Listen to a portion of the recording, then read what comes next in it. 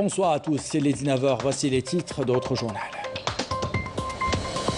Le président de la République a présidé aujourd'hui une réunion des membres du Conseil du comité scientifique de suivi de l'évolution de la pandémie de coronavirus consacrée à l'évaluation et à l'examen de la situation épidémiologique. Il a été décidé d'une réactivation ferme des mesures préventives et l'accélération de la cadence de vaccination. 813 cas de contamination au coronavirus ont été enregistrés ces dernières 24 heures. Les vaccinations se font à tour de bras dans les différents vaccinodromes. Dans ce journal, on vous rappelle pourquoi il est important de se faire vacciner et de respecter les mesures barrières.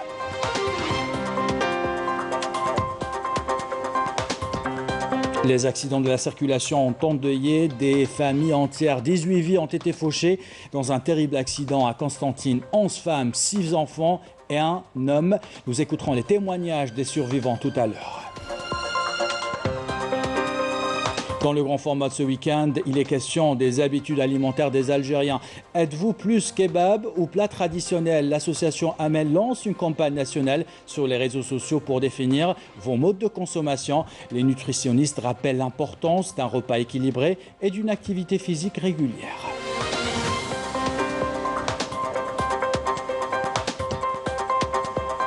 Enfin, la GS Kabylie affronte ce soir à Cotonou le Raja de Casablanca en finale de la Confédération africaine de football. Mohamed Haouchine sera en direct avec nous pour nous décrire l'ambiance qui règne avant le début du match. Voilà pour les titres, bienvenue à tous. Le président de la République, Abdelmajid Tebboune, a présidé aujourd'hui une réunion des membres du comité scientifique de suivi de l'évolution de la pandémie de coronavirus. Cette réunion a été consacrée à l'évaluation et à l'examen de la situation épidémiologique en présence des ministres de l'Intérieur, des collectivités locales et de l'aménagement du territoire, de la santé et de l'industrie pharmaceutique, de la communication, du commandant de la gendarmerie nationale, du directeur général de la Sûreté nationale. Après avoir écouté les exposés des ministres et des responsables, il a été décidé de la réactivation ferme des mesures de prévention prises depuis le début de la pandémie, à l'image du port du masque, la distanciation physique, la généralisation de l'usage des solutions hydroalcooliques. Il s'agit aussi d'accélérer la cadence de vaccination, étant le seul moyen pour venir à bout de cette pandémie, tout en veillant à assurer une exploitation optimale du nombre de lits affectés aux patients Covid-19 et à augmenter leur capacité d'accueil de 7 à 15%, notamment dans les grandes villes comme Alger, Oran, Constantine. Les ministres de l'Intérieur et des Transports ont été également chargés de prendre des mesures préventives par le recours aux hôpitaux de proximité et l'exploitation en cas de nécessité de l'hôpital Navire dans les villes côtières, tout en soulignant la situation épidémiologique sous contrôle actuellement exige davantage de vigilance et de prudence. Le Premier ministre Ayman Ben Abdelrahman a été testé positif au Covid-19 conformément aux consignes médicales. Le Premier ministre s'est mis en confinement pendant 7 jours à compter d'aujourd'hui. Durant cette période, Ayman Ben Abdelrahman continuera à travailler et de s'acquitter de ses missions à distance selon un communiqué des services du Premier ministre. Dans l'activité parlementaire, le président de l'Assemblée populaire nationale, Brahim Bourali, a présidé aujourd'hui la première réunion du bureau correspondant à la première année de la 9e législature. Le président de l'APN a exhorté ses 9 vice-présidents œuvrés à restituer la confiance du citoyen. Les vice-présidents sont appelés à collaborer dans un climat de complémentarité et de cohésion et faire parvenir les préoccupations des citoyens aux autorités concernées.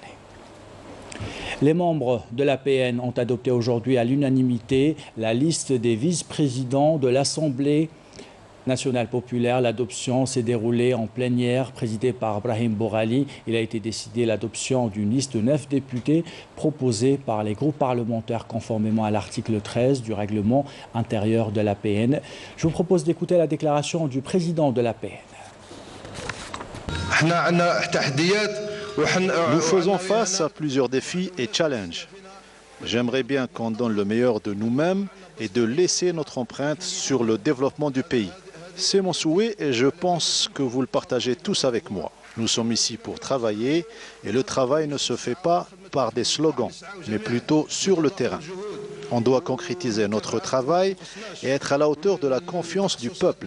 Nous devons travailler ensemble Ce ne sont pas les compétences qui manquent et dans toutes les spécialités. Nous sommes appelés à concrétiser nos engagements sur le terrain. Ce terrible accident maintenant qui a provoqué la mort de 18 personnes, 11 femmes, 6 enfants et un homme ont tous perdu la vie. 11 autres ont été blessés. Certains sont dans un état critique. C'était hier soir dans la wilaya de Constantine quand un bus de transport de voyageurs a heurté un camion remorque. Les détails avec Adel Bouhames. Des images insoutenables du terrible accident qui a endeuillé plusieurs familles au moment où une dizaine de blessés ont été admis au niveau du centre hospitalo-universitaire de Constantine pour recevoir les premiers soins. Le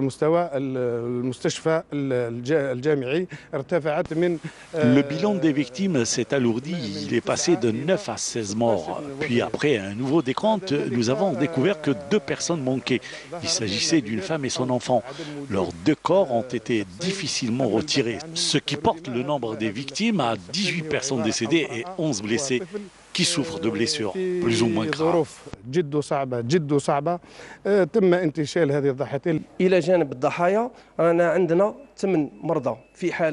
Parmi les blessés, 8 sont sous surveillance. Une fille se trouve dans une situation critique. Un accident qui aurait pu être évité si les conducteurs faisaient montre de plus de prudence. C'est vraiment effroyable, c'est choquant. Vous imaginez, 14 personnes d'une même famille ont perdu la vie devant nos yeux. Je lance un appel aux estivants ou ceux qui se rendent à des fêtes d'être plus prudents et surtout d'éviter la vitesse. Au nom de Dieu, conduisez lentement. Les accidents tuent de plus en plus de gens. En un clin d'œil, 18 personnes ont perdu la vie. Où allons-nous à ce rythme ? Le facteur humain serait derrière 96% de ces accidents qui ont fait durant les 5 premiers mois de l'année en cours 1300 morts et 13 600 blessés, dont près de 10 300 accidents.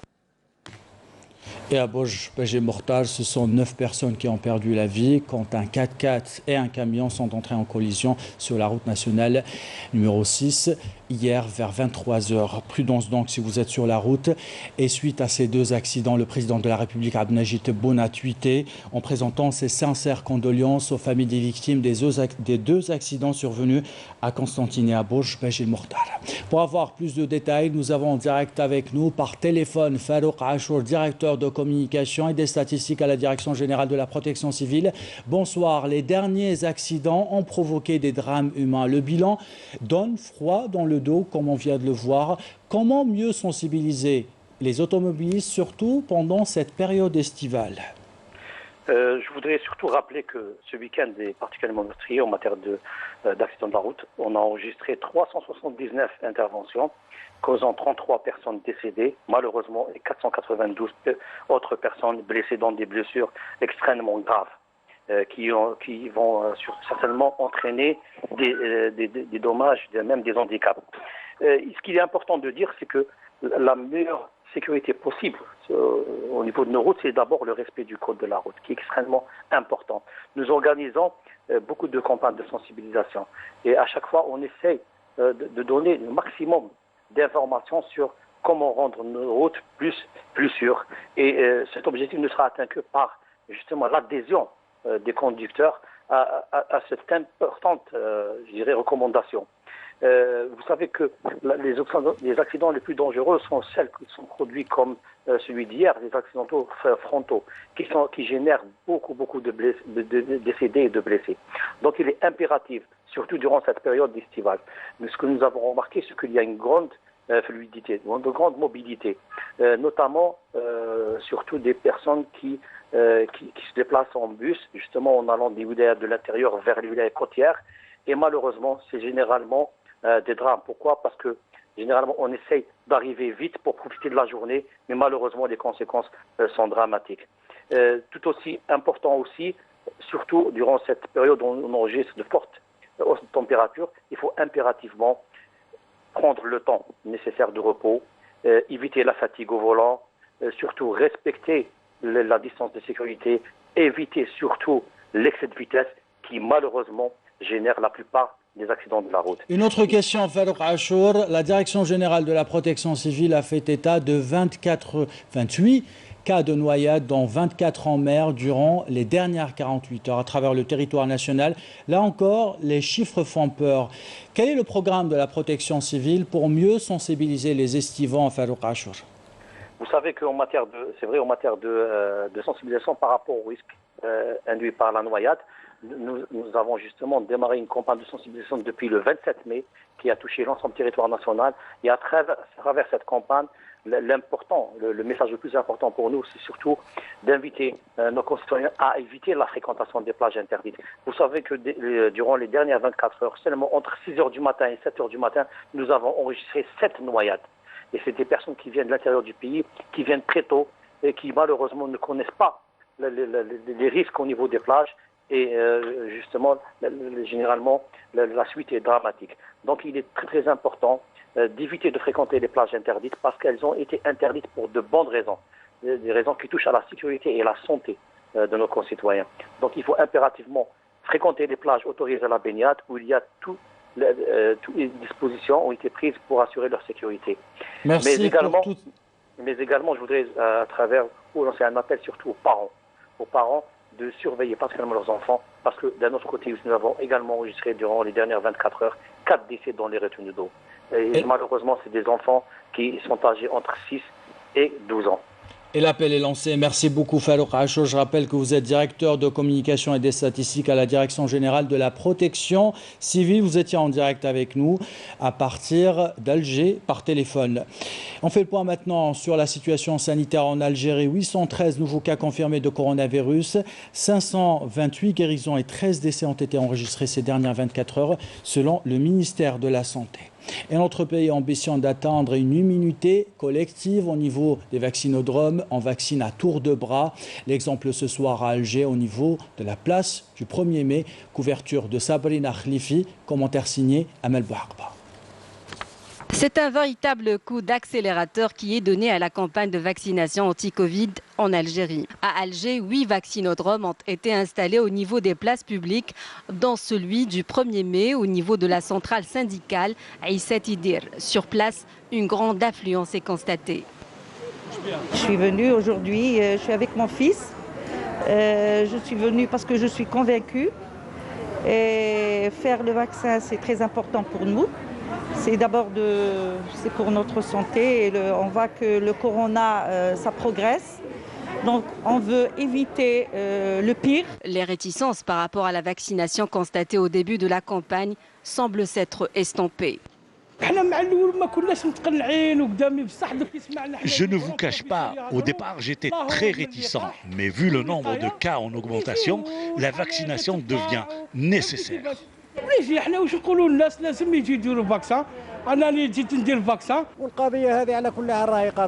Moi, j'ai suivi le conseil de mon médecin, surtout que je suis un malade chronique. Je suis convaincue parce que je ne vous cache pas, avant, mais une fois comme je suis le domaine à la presse, donc j'ai fait un reportage. Ils m'ont convaincu et je suis là pour me faire vacciner. Inch'Allah, ça sera efficace, Inch'Allah. En plus, vu le nombre, les cas de jour en jour, donc je pense qu'on est en risque. Sur place, des équipes médicales et paramédicales sont mobilisées. Cette dernière semaine, vu l'augmentation des chiffres de la contamination Covid, donc on a remarqué, on a ressenti une augmentation conséquente du nombre de personnes qui viennent se faire vacciner. Donc moi, ce que je dirais, je passerai un message à toutes ces personnes et à toute la population. La vaccination ne veut pas dire qu'on ne peut pas être contaminé. On peut attraper la maladie, sauf que la vaccination va diminuer des complications de cette infection Covid-19. Et puis, même si on se vaccine, on doit toujours respecter les mesures barrières. Donc j'ai 68 ans, arrivé à 7 h du matin. Je suis en 10e position, il est à peu près 9 h 30. Alhamdoulilah, je passe parmi les premiers. Mais je tiens à me faire vacciner à mon âge. Pourtant, j'ai des maladies chroniques Et le service est bien fait, sincèrement il est bien fait. C'est suite à tous les communiqués qui ont été faits par les médecins. La vaccination ne signifie pas un relâchement de la vigilance. Le respect des gestes barrières reste donc primordial. Et en effet, avant de se faire vacciner, les professionnels de la santé rappellent l'importance du respect des mesures de prévention sanitaire, port du masque, respect de la distanciation sociale, des mesures pas toujours respectées. Exemple ce soir au niveau du tramway d'Alger. Reportage de Wahiba Dendani, commentaire signé Abdelmajid Bankassi. Le tramway, voici un moyen de locomotion qui grouille de monde. Ici où le virus circule plus facilement, malgré toutes les campagnes de sensibilisation sur l'importance du respect des mesures barrières, beaucoup d'usagers ne respectent pas les règles de prévention les plus basiques. Beaucoup préfèrent garder la bavette dans leur poche au lieu de la porter. Ils ne prennent pas la chose au sérieux. Pour eux, la Covid-19 n'est pas un danger pour leur santé, alors que c'est tout le contraire. J'ai vu des gens souffrir à l'hôpital à cause de cette pandémie. Les gens prennent ce virus pour un jeu et que ce virus n'existe pas. Les hôpitaux sont pleins. Moi-même, j'ai perdu ma mère à cause de la Covid-19. Les gens prennent le tramway sans porter de bavette, tout cela malgré toute la sensibilisation.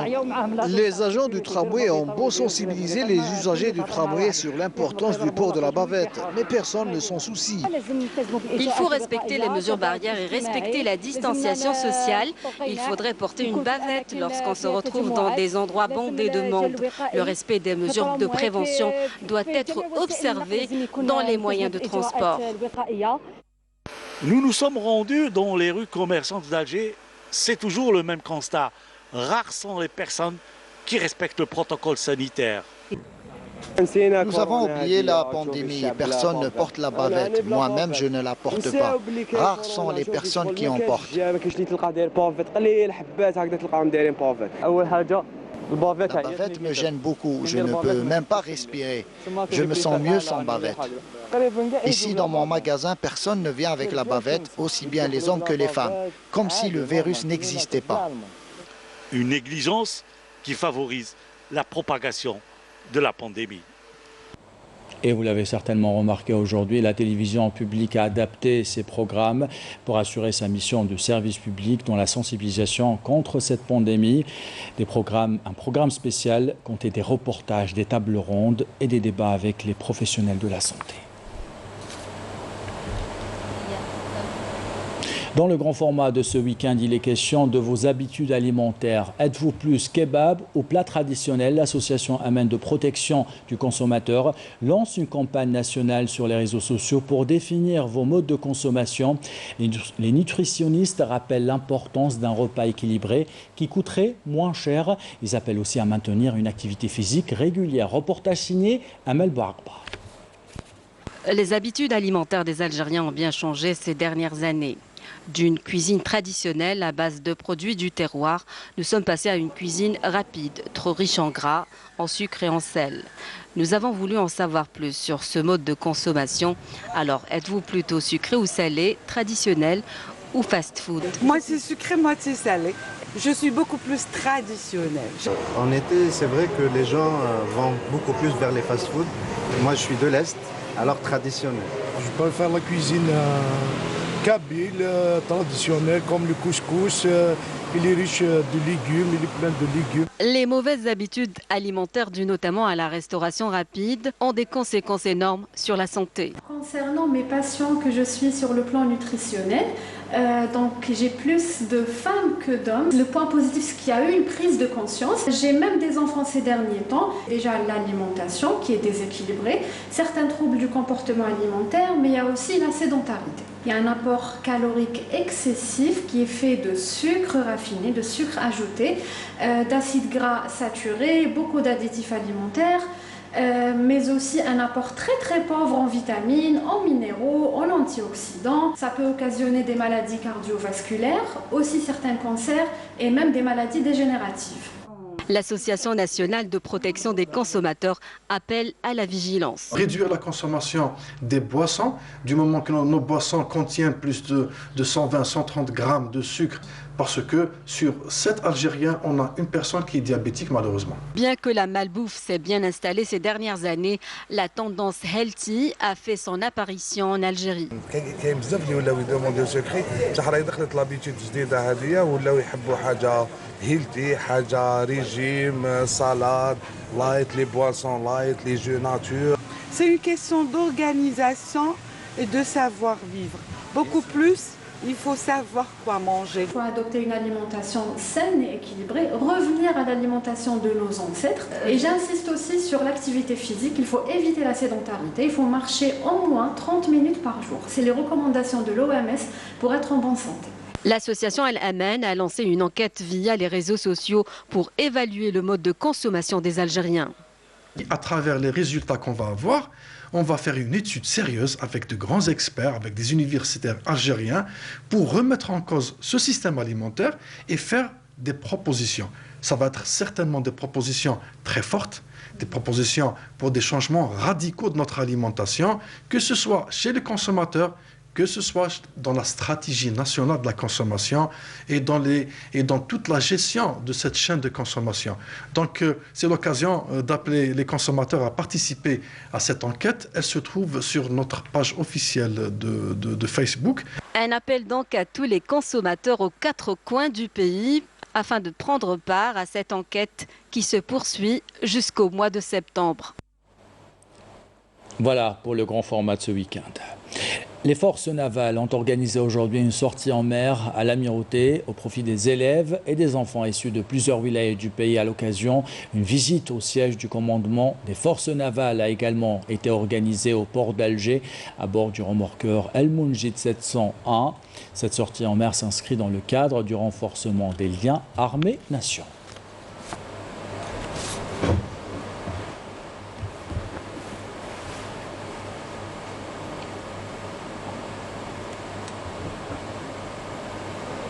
من بين شمال وجنوب ضمن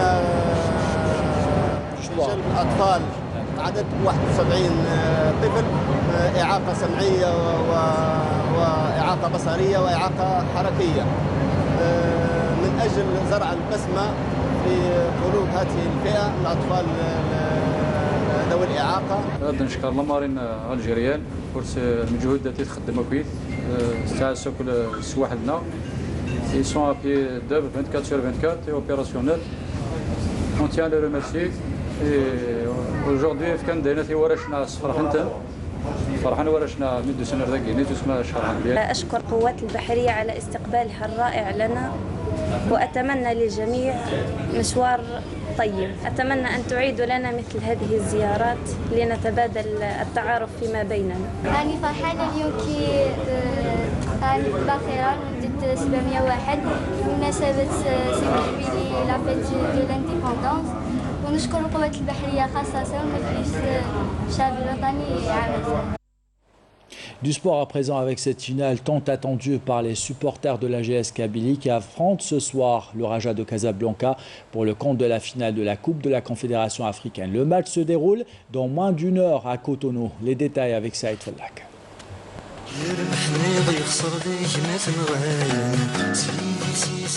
L'AGS Kabylie a rendez-vous une nouvelle fois avec l'histoire en disputant ce soir au stade de l'Amitié de Cotonou la finale de la Coupe de la Confédération face au Raja Casablanca. Auteur d'un parcours quasi parfait dans cette compétition continentale, les Canaries veulent s'offrir un 7e titre africain et abordent cette finale avec beaucoup d'ambition. Si on n'était pas venu là pour gagner, on ne serait pas venu. Donc si on est là, c'est que oui, on est très motivé pour essayer de remporter la finale. Après, on verra si on en est capable. Mais il est certain qu'on ne vient pas là pour du tourisme, ou on vient là pour gagner. Ça me paraît une évidence.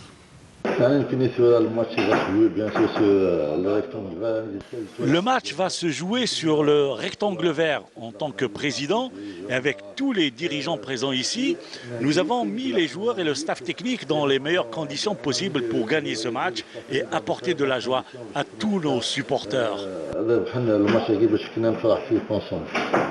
Le président de la Fédération algérienne de football, Sharafdin Amara, a tenu à faire le déplacement au Bénin pour encourager l'unique représentant algérien dans cette compétition africaine. Nous sommes là pour d'abord soutenir la GSK. Moi, je viens en tant que supporter, je viens en tant qu'Algérien et je viens en tant que président de la fédération de football. Et je serai très honoré d'assister à j'espère, une belle rencontre qui finira par gagner cette coupe et l'emporter avec nous en Algérie. Les joueurs de la GSK peuvent compter aussi sur le soutien de leurs supporters qui se sont déplacés d'un peu partout dans le monde pour les pousser à décrocher cette 7e étoile. Nous sommes venus de l'Ohio aux États-Unis jusqu'au Bénin pour encourager notre équipe, la JSK, dans cette finale. C'est notre club de cœur et on espère décrocher un nouveau trophée continental. A noter que cette finale a été confiée à l'arbitre sud-africain Victor Miguel Gomez. Il sera assisté de son compatriote Zakele Toussi et de Souroup Fatsouane du Lesotho.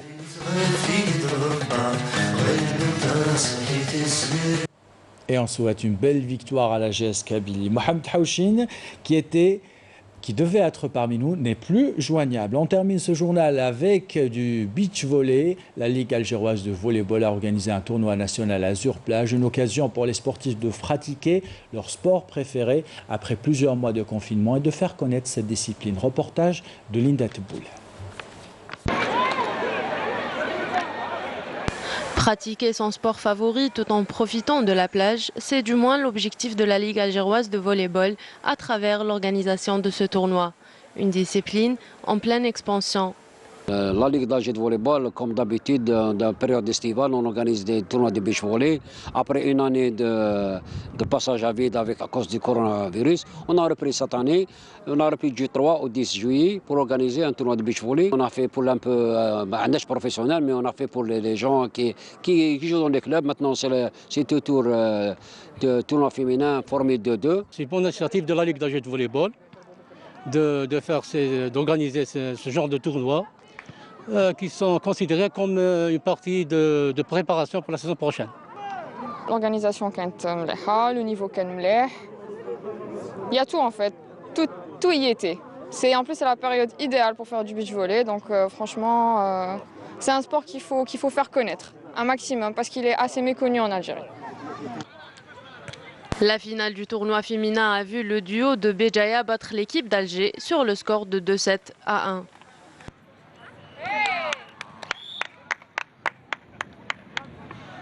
Les spectateurs présents n'ont certainement pas regretté le déplacement qui leur a permis d'assister à un beau spectacle sur la plage.